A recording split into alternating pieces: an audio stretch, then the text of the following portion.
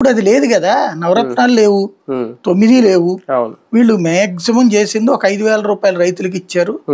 ఒకటే అదేది విద్యలకి సంబంధించి తల్లికి వందనం అందరికీ అన్నారు.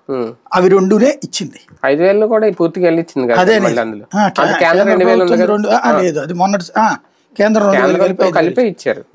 అప్పుడు 5,000 పూర్తిగా వీళ్ళ ఖర్చు అని చెప్పలేము. మరి అప్పుడు ఇంకా వీళ్ళు ఇచ్చిందే ఉంది. బస్సులు అంటారా, వాళ్ళకేం వీళ్ళేం రియంబర్స్ చేయలేదు. మొన్నే కదా బిగిన్ అయింది. ఇంకేం చేసినట్టు ఈ డబ్బులు? అదే జగన్ టైంలో అయితే గనక మహిళలకు 18,000 రూపాయలు ఫస్ట్ ఏడాది పడ్డాయా, రెండో ఏడాది డబ్బులు పడ్డాయి కదా. అట్లాగే అదేది డ్వాక్రా రుణమాఫీ, అది ఏడాది ఫస్ట్ ఏడాది నుంచినే ఎంత ఉంటే అంత, ఏది 5 లక్షలు ఉంటే ₹1,00,000 చొప్పున ఏడాదికి, 3 లక్షల రూపాయలు కట్టుంటే ఏడాదికి 60,000 రూపాయలు చొప్పున ఇట్లాగ కట్టాడు కదా అతను.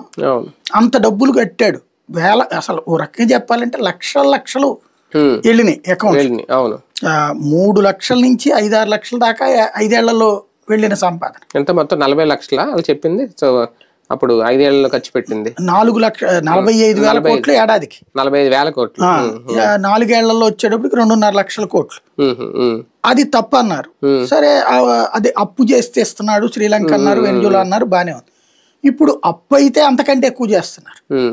పోనీ సంక్షేమం అంతకంటే ఎక్కువ కాదు కదా, అందులో సగం కూడా ఇవ్వట్లేదు కదా.